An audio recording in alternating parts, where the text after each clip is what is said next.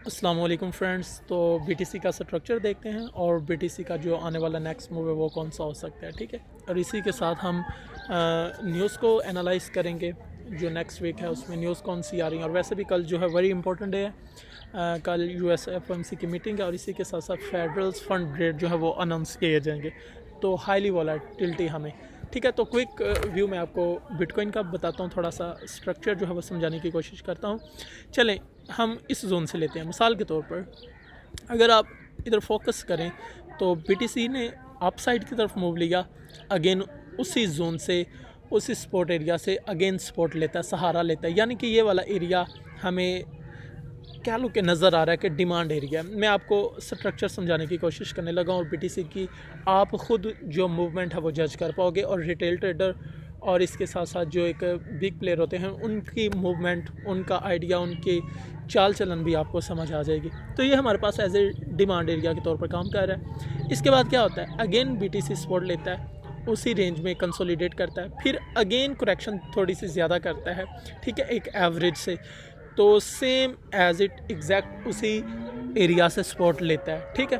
फिर जब third time support लेता है तो क्या होता है कि उसके बाद हमें एक बुलिश मूव दिखाई देता है। तकरीबन जब अगेन इसी जोन से सपोर्ट लेके निकलता है तो ये हाई बनाता है, 5.36% तक कैलो को मूव करता है। टोटल $5,000 इस पॉइंट से लेकर अप साइड की तरफ मूव लेता है, ठीक है।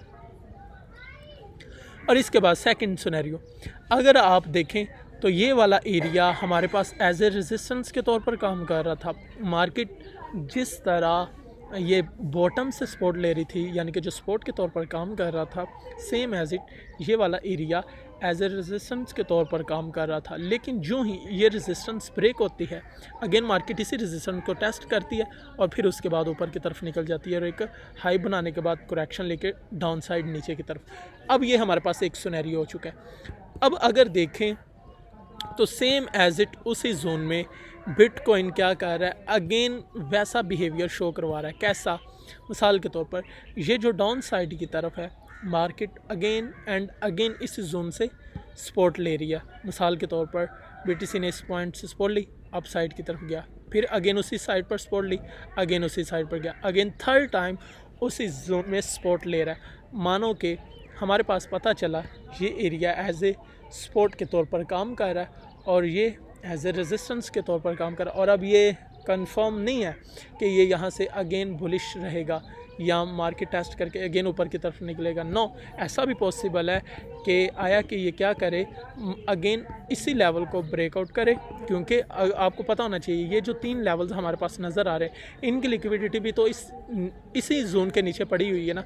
तो अगेन अप साइड की तरफ ये 3 एरिया, यानी कि ये वाला एक लेवल, एक ये लेवल, अब बहुत सारी लिक्विडेशन डाउन साइड पड़ी है। तो अब हो सकता है कि अगेन नीचे की तरफ ब्रेकआउट दे, अगेन टेस्ट करे, फिर डाउन साइड की तरफ। ये ज़्यादा पॉसिबिलिटी है। इन केस अगर कल न्यूज़ नेगेटिव आती है और बीटीसी अभी ऐसा बिहेव करना शुरू कर दे कि मार्केट को ऊपर की तरफ लेके जाए, मार्केट कंटिन्यूसली अप साइड जो लिक्विडिटी है उसको उठाने की कोशिश करे, तो फिर हम यकीनन कल न्यूज़ नेगेटिव पर कॉन्फिडेंस के साथ शॉर्ट पोजीशन ओपन कर सकते हैं। मेरा अपना जो साइकोलॉजिकली सेटअप है वो ये कहना चाह रहा है कि अगर बीटीसी कल तक न्यूज़ आने से पहले बुलिश बिहेव करता है और न्यूज़ नेगेटिव आती है तो फिर हम यकीनन अब विशियसली 88,000 90,000 तक लिक्विडिटी के ग्रैब होने का इंतज़ार कर सकते हैं शॉर्ट ट्रेड में, ठीक है। तो ये मेरे पास पैटर्न है। लेकिन अगर ऐसा नहीं होता, मार्केट में बुलिश न्यूज़ आ जाती है और मार्केट इसी जोन से सपोर्ट लेती है, तो फिर क्या होगा, फिर हम 100K तक आसानी के साथ बीटीसी को देख सकते हैं।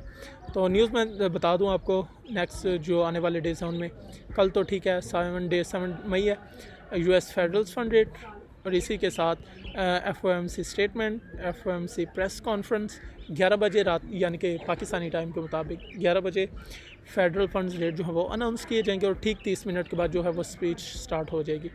इसके बाद 8 डेट को इतनी हाई इम्पैक्ट न्यूज़ नहीं है, लेकिन जस्ट ओनली एक न्यूज़ है, यूएस अनएम्प्लॉयमेंट क्लेम जो है वो अच्छा खासा इम्पैक्ट डालती है। इसी तरह फ्राइडे लास्ट डे कोई हमें इतनी अच्छी खासी न्यूज़ नहीं दिखाई दे रही।